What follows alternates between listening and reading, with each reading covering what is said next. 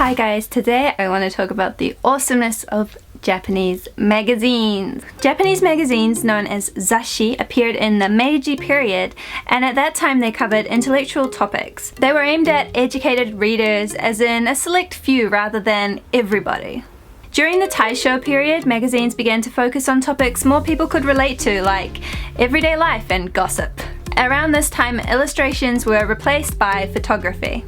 By the Showa period, magazines became available in convenience stores and advertisements began to play a huge part in the content. Nowadays you'll find a huge range of zashi in convenience stores and bookstores all around Japan. So now that we know where magazines come from, how about what they're like today? So why am I even talking about Japanese magazines? Well, for one, price. I don't know about you guys wherever you live, but in New Zealand magazines can actually be quite pricey and I didn't often buy them. Whereas in Japan there's a huge competitive market with competitive pricing, which means magazines are quite affordable. For example, this was 400 yen, just under 400 yen, $4. This was about 500 yen, $5. And this was about 700 yen or $7. As you can see, these are all completely different magazines coming in different sizes with different content, but they're all full color and chock full of goodness. And that is my second point, variety. You will not believe the variety of Japanese magazines. Anything and everything you can dream of. We've got cosplay, cars, photography, anime, film, men's fashion, nail art, makeup, cooking, weddings, babies, manga, and we've got really lovely magazines of girly parts. You've seen the crazy variety of magazines. So how could you ever pick one? Well, that brings me to my next point, which is something called TACHIYOMI. Now, tachi comes from tatsu, the verb meaning to stand, and yomi comes from yomu, the verb meaning to read. So if you put those two together, you get standing and reading, which is a huge thing in Japan, and this culture of tachiyomi, or standing in bookstores reading books or reading magazines, is one of my absolute favorite things about Japan. If you tried to do tachiyomi in New Zealand convenience stores, they would be like, buy it or else. In bookstores there are often connected cafes where you can sit down and read and just enjoy a coffee.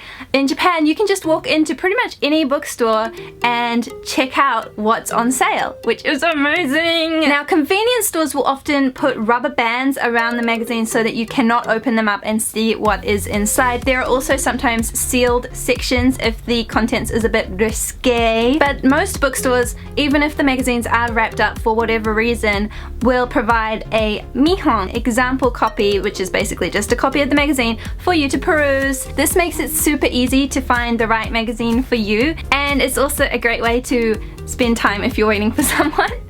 It's also a way that you can just get a broad idea of what's going on in technology, news, or fashion. You can just go and flip through all the magazines and see what's cool. Another great thing about Japanese magazines, especially if you are a Japanese language learner, is that there are quite a few magazines that have just carried over from other countries. So while there are magazines that focused almost solely on Japanese brands, Japanese content, there are also magazines that have basically been translated from English for your reading pleasure, and I find that these are really awesome to practice Japanese. This is one of my guilty pleasure buys, but once in a while I buy this one, which is Gossips. They have a few different types of this magazine, and there's a lot of Hollywood gossip and stuff that I'm completely out of touch with now, but you know, sometimes it's just fun to completely blob out and read one of these.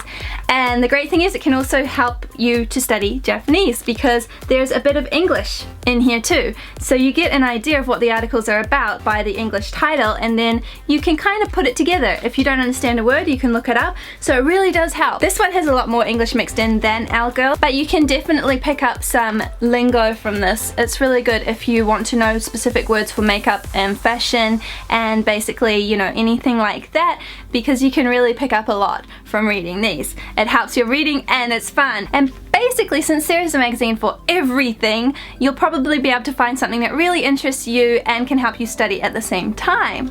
Okay, this brings me to the most exciting point of the whole video. Furoku, which translates as a supplement. It is a free thing that you get with a magazine, and it's pretty much the best thing ever. And yeah, the reason I buy too many magazines is because you get awesome free stuff with them. Oh my god. So Furoku is the free thing that you get with a magazine. They vary in size and value. Some magazines offer them, some magazines don't. The most common thing is to offer them every once in a while. The most common Furoku with women's magazines are makeup pouches like this one. This is the one I've been using at the moment. I think I got this with Vivi a few months back. It's Sailor Moon, and it's cute and it's very useful. Here's some other Furoku I've got in the past. There's a cute little heart pouch and this really cute lemon pouch as well, which would be great for traveling. Sometimes a Furoku is actually worth more than the magazine itself. Yeah, I know, it kind of blows your mind, but it's true. So here's an example. Vogue Girl, they recently renewed. I used to buy this all the time, and it used to be this size. So they've made it bigger. And they have attached some Baby Lips, the new Electropop, which has just been released in Japan. And I already bought it before I even knew it was going to be attached to Vogue Girl.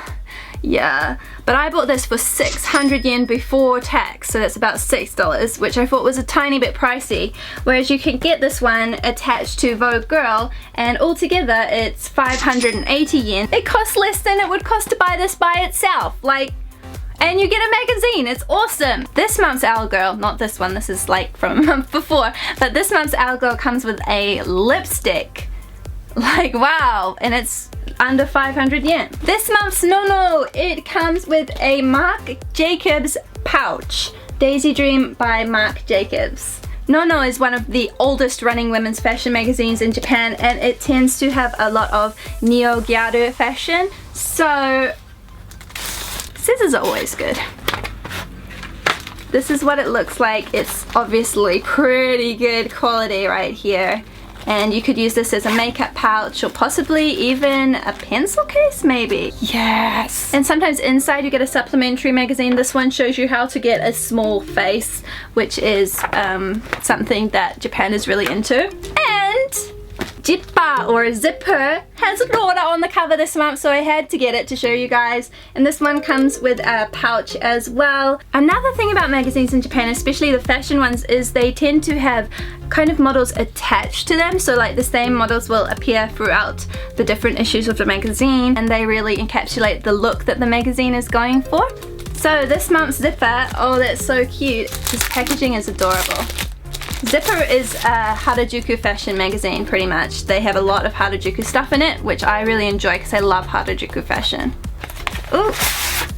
Wow! This is such a good deal because these do not sell for only 600 yen.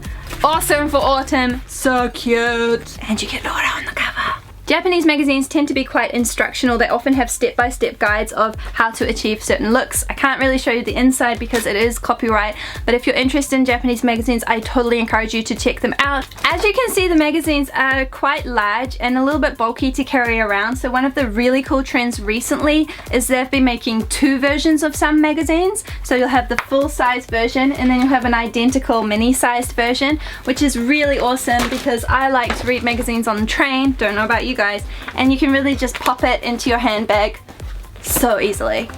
Winning! What's your favorite magazine? Do you even read magazines? Let me know down below, and please check out my second channel, MIMEI Land. I put out videos there all the time and I'd love it if you check it out. I know you've probably seen a million ice bucket challenges, but if you want to see me and Duncan do the ice bucket challenge, we did it on BACOUPLE and we provided tons of links in the description box. So please check those links out. There's ways to donate if you are in Japan. There's ways to donate if you are not in Japan. It would just be awesome. If you don't feel into the whole ice bucket challenge thing, maybe consider making a donation to somewhere else. I know there's a lot of different opinions on this challenge, but personally I just think it's a really awesome thing, and if we can do this for ALS, then just imagine what we can do for other things in the world, just all the stuff that's wrong in the world. So yeah, thank you guys so much for watching. Bye!